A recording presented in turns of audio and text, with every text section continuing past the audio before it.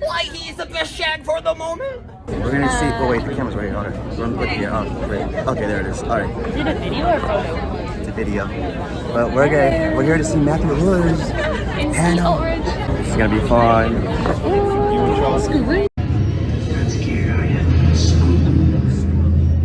Do you know what to do? I think so.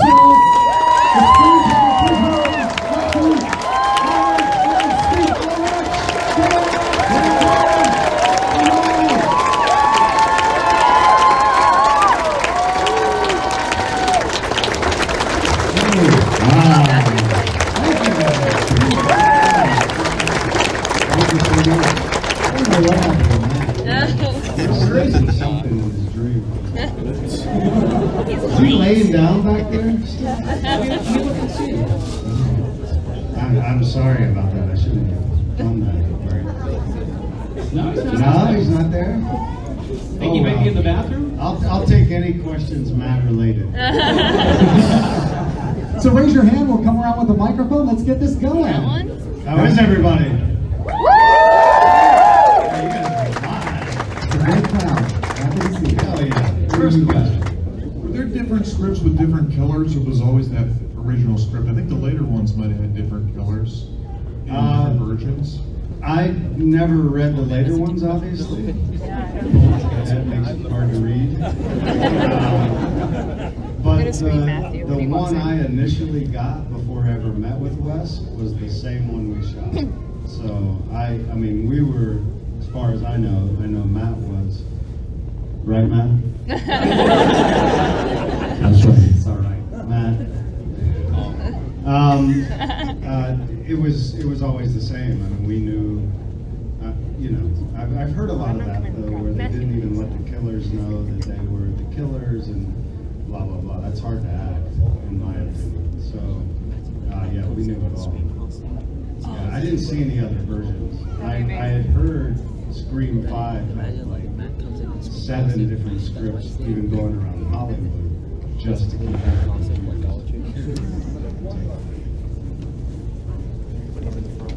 Oh, really? I wonder. I'm gonna make a call. Another question right here. I was just wondering, like, how many, like, the scene where you and Matt just started stabbing each other, how many takes did that take? I don't remember, to be honest, but it was a much longer scene, and there were a lot more stabs, if you will. That when the MPAA saw it, you know, we had to remove a lot of that scene. It was too violent. How many? I don't know how many takes. I feel like we did, I don't know, 4 or 5. Yeah, it was not a Fincher film where we had to do it 60 times. Some films like that take a lot of, like, there's a lot of takes when it comes to scenes like that. Yeah, I mean, there's so many different things going on, from camera to special effects to props, even to acting, obviously. I mean, Matt's not a great actor. You know, yeah. I'm glad to see you actually walked a little distance this time. Yes, you. Oh, me? Yeah. Hey, All right. Question for you. Talk about getting to work with Wes Craven, who was obviously one of the modern masters of horror. What was it like working with him as a director? It was inspirational. I mean, I sort of approached it as a serial killer, and he had, you know, as much research done as I had on the mentality of that. So it was really interesting. He was such an educated guy, and like knew everything that you could hope for with a director to give you more knowledge and more knowledge. I always feel like it's my job to know more than anybody on the set about everything we're doing, and he was definitely right there with me. He was a brilliant man, very sweet, kind, loving, inspirational man. So yeah, he was one of the best. Wish he was with us. all right, we got some questions over here. Wow, you're all the way over there. I moved. I need my glasses. Like you said, there were a lot of stabs taken out. So was Stu originally supposed to die? Were you going to kill him? In my heart, yes. In the script, no. But I bet Billy's plan was to eliminate him. Absolutely. Yeah. We need to talk later. On the other side of the room now. We're here. Oh, Hi, Skeet. So happy with us. thank you. So the question I have is, what was both your favorite moment and hardest part working on like the first screen?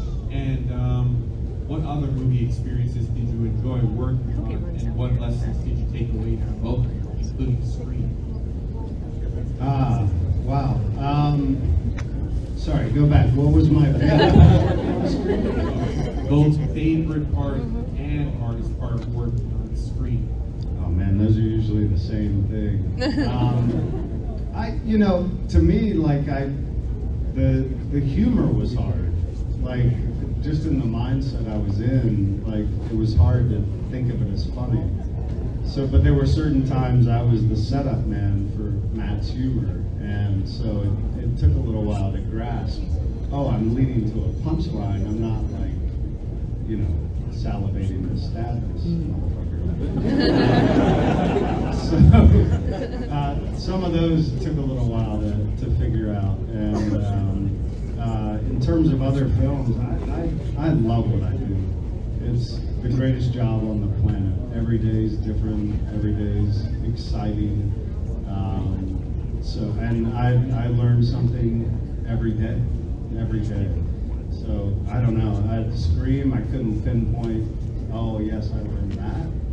But I know everything I've done has influenced everything I'm doing now and everything to come. So I don't know. It's I'm fortunate to be in a business and a world where people are open-hearted, very loving, kind. We're all coming together, much like a circus, to tell a story, and it's a unique job.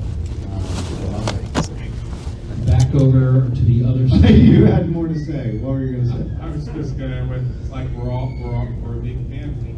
Yeah, it is that, and you guys are included in that. We wouldn't be doing it without all of you. Yeah. Now back over to the other side. Oh, there you are. Here I am. She's got a question for you now. Hi. I was just wondering, was it extremely emotionally taxing to play such an evil, manipulative character, or was it more fun for you? What was that like? It was a little bit taxing. I mean, I was much younger then, so less taxing than stuff is now. But I had, we were fortunate. We shot in Napa Valley, California, wine country, and I had 2 rooms, like a big suite double room thing, and so I had my room I slept in with the bed, obviously, and then I had a whole living room that I had just come off of playing this movie called Touch, where I was the second coming of Christ in modern day LA, the sweetest, softest human being I've ever played, and within a week I had to transform into Billy. So I took that second room, I went to the mall in Napa Valley, I bought black light posters, I was 25 or 6 at that time, and playing a 17-year-old, and so I turned it into Billy Loomis's room, his high school room, and I spent a lot of time in there watching movies about serial killers, reading about serial killers, and that kind of, I was able to get into that mindset. But every job is taxing. It's a lot of concentration. All my family are NASCAR drivers. I'm the only one to leave NASCAR in 3 generations of my family being in the business. And it's interesting. I was thinking last week, these guys have been my heroes my whole life. And, I guess I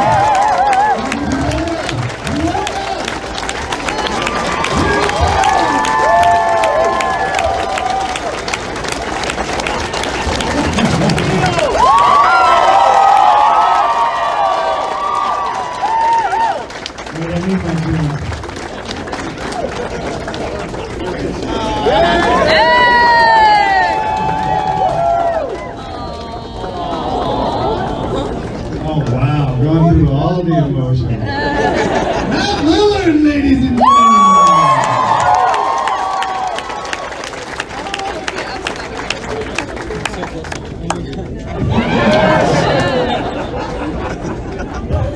Welcome back to high school, Matt. He doesn't even need a mic, by the way. Got one for you right there. But it's better when I have one. I'm an Aquarius. And I walked on the beach. We didn't match on Bumble. It was weird. That's how rumors start. Hi. So I'm like, That's right. None of you Grab a take seat. pictures. I'm gonna. All right. Well, we had a question we were Right here. finishing. Was it good? That was great.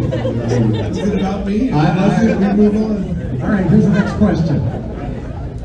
Take over, bro. Okay, Skeet, what was it like to play Kevin Mitnick in Takedown? I'm not in that movie. It was daunting, to be honest. I worried if I did him any disservice that my bank accounts would disappear. For anybody who doesn't know, Kevin Mitnick was the foremost hacker on the planet at the time. Matt was in a movie called Hackers. He could probably answer this too. It's a little scary when you're representing a subculture or an actual person in that case that could really eliminate you and eliminate all your money. Oddly, many years later, Donald Logue, who was in the film as well, great actor. His kids went to school with my kids, and he had actually had computer issues and called randomly a person in Kevin Mitnick, who had gotten out of jail since we filmed the movie, was doing computer services around the area we live in. And so he actually worked on his computer. Funny story. Hilarious. We got a question right down the middle here near the back. Hi. Hopefully it's from Matt. Aquarius. It's actually for both of you guys. Have you guys ever had anybody show up to your house on Halloween in a mask? Fortunately, in my house, you can't get to. Where is it? I think he's challenging all the weirdos in the room. You can come over to my house, no problem. His address is. You know what's funny is that the mask, interestingly enough, so we were on set and they didn't have a mask. They thought they had a mask, but then they lost the right to the mask. So in the first 5 days of shooting, every day Wes would receive a box of masks. What about this one? What about this one? Then what about this one? So on one of the days, up comes this Scream mask. He's like, "What do you guys think about this?" And sort of everyone was passing around and sort of had an opinion that it was kind of cool. Like you'd never seen anything like it. And the mask was from a little company in North Carolina. So back in the 90s, they weren't necessarily as, first of all, nobody thought the Scream franchise they just finished doing number 5. Like nobody thought it was a franchise. We were a little horror movie that nobody ever really cared about. Right? That's the thing about our movie that was so Yeah. because Wes had made a bunch of movies, but he hadn't made a good horror movie in a while. I can say that, right? Yeah, you can say it. It wasn't and the genre kind of had taken a dip. Anyways, long story, way too long. The mask shows up. This little company in North Carolina had made it, and nobody had acquired the rights to the mask from that company. So the week it came out, it became a huge hit. And, or not the first week, actually, it was like the third week. Oh yeah, 2-3 weeks in. It took a while for the movie to hit, but nobody acquired the mask. So that North Carolina company still owns the rights to that mask. Which, if you can imagine, is $1 billion. Yeah. So that, that little company is winning. It's so good we gotta cover that. This is our comedy routine. I'm the setup guy. I told you earlier. And a question on this side of the room. Oh yeah, this question is for both of you guys. Were either of you in the actual Scream costume, or was it like a stunt guy? You know, we talked about this yesterday. I mean, 99% of it was a stunt guy who, if I'm not mistaken, was even a touch taller than Matt, who was like 6'10". I didn't realize we had done actually the same scene in the wardrobe just for fun. Walking behind Jamie Kennedy while he's watching Jamie Lee Curtis. Skeet does stuff and I want to be like him. Very. Well, you might have done it first. Who knows? Trust me, I was like, oh, I want to do that too. That's how all the stabbings happened. Initially, I was just supposed to stab him, and he was like, "No, I want to do that too." Stu is super good. And an Aquarius. Happy Pride, everyone! Happy Pride.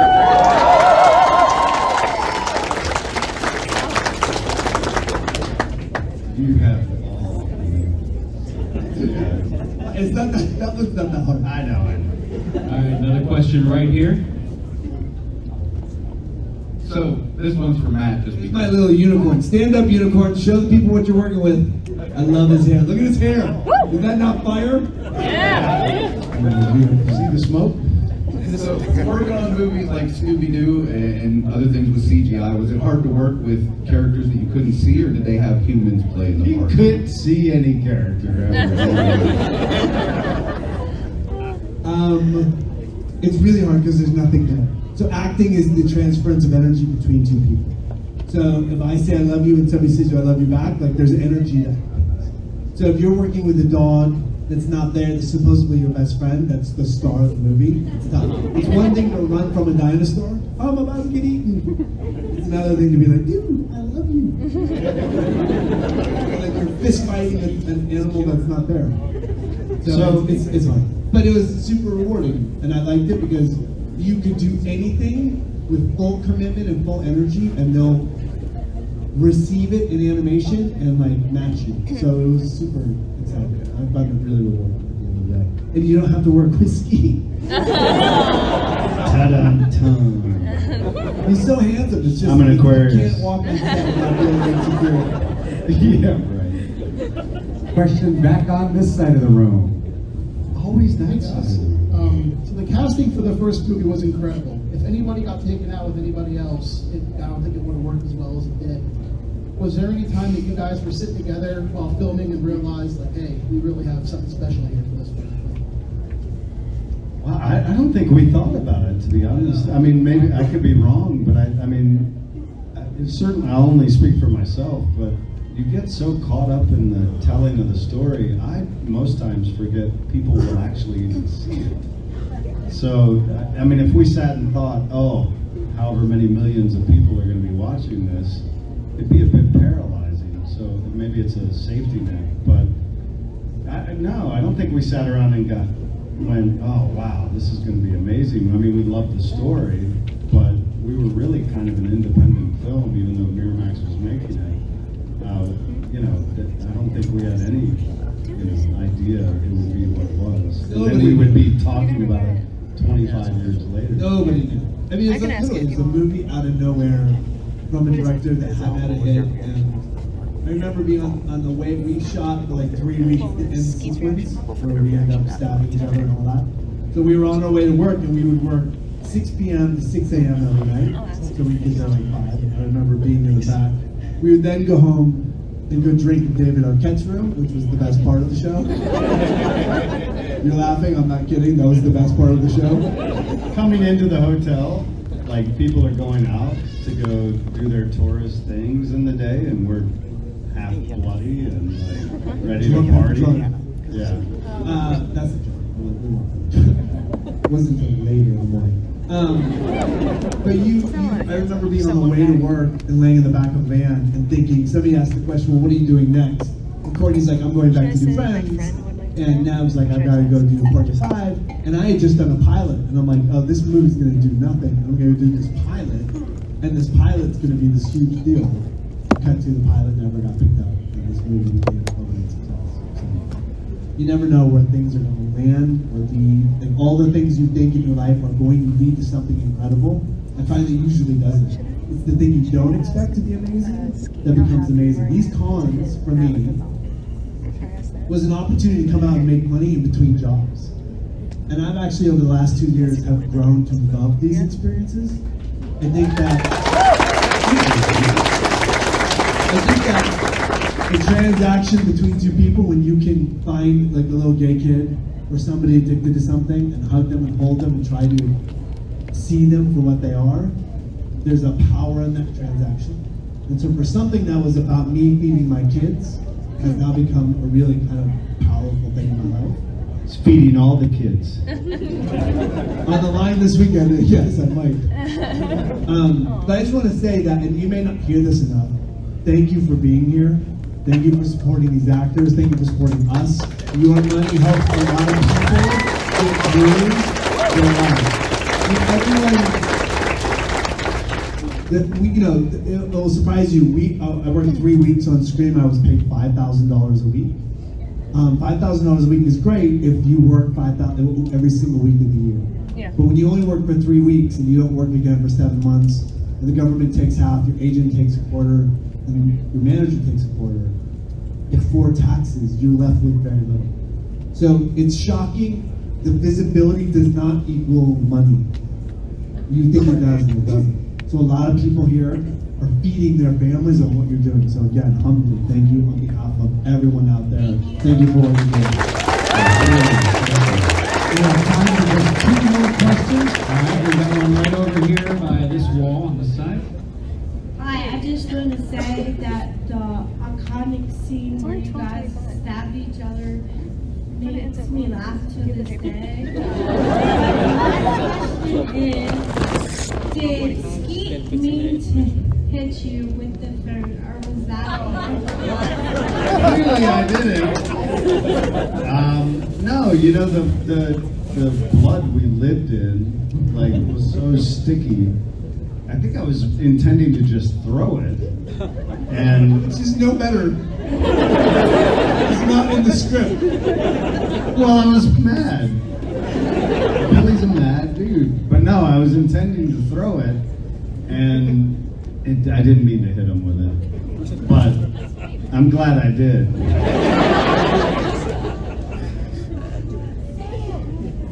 You hit me with the phone. My mom and dad would be so mad at me. Did you redo that line? Have you redone that line since? Do it! Do it! All right, here, let's pretend that Yes! It's funny that Rose McGowan, you actually are allowed 1 F-bomb in a PG-13 film. And Rose McGowan had a written line that was an F-bomb. And they took away, because there's an F-bomb in the front of that line. You hear the phone, yeah. So they took away her F-bomb and gave it to me, which I'm really happy about. Gotta love the F-bombs. All right. One last question. Yeah, one last question. You guys are headed back to your table for signatures, photographs, all that stuff? Yes. Yes, so keep that in mind. If you didn't have a That was chance the to question? ask No! All No. Here's your question there. Just want to make sure if anybody had a question they didn't have a chance to ask, they could come on and hang with you guys. That's another question! I will say, my line is, I take a long time, so at the end of this day, because we're losing time, and I'm flying home, is my daughter's 19th birthday. I have to do a video. Yes, she is not happy that I'm here. Everyone, real quick, so you're going to ask a question, but Can we sing happy birthday to Can we her? sing happy birthday? Oh my God, my daughter's gonna be so mad, right? I mean, my daughter's birthday's not till March, but maybe. Alright, so go ahead and ask your question and I'll do it. My question is for you, Mr. Lillard. Obviously, it goes with This is the last question. Is it a good question? Because if it's a bad question, people are going to be angry. But it's a good question. Oh. So, it goes without saying that SLC Punk is one of the greatest coming of age movies. Your directorial debut, Fat Kid Rules the World, was an incredible, also punk-themed coming-of-age movie, and you did a great job with it. I'm wondering if you have any plans to return to feature directing. Yes, that's a good question. I need an agent, so you are hired. I'm on a TV show right now called Good Girls. So I'll be directing that next year. I've been trying to get movies made since the minute that movie dropped. If I could never act again and direct the rest of my life, Wow. So, but it turns out they only hire one just about to hire director. you. They only hire one director and lots of actors. And right after that movie, I did a movie called The Descendants, and then my acting career kind of. So, I will be back. But thank you for saying that. Okay, does anyone want to ask Skeet a question? No? Okay, great. Yeah. Oh, wait. Yeah, We're going to do the birthday thing.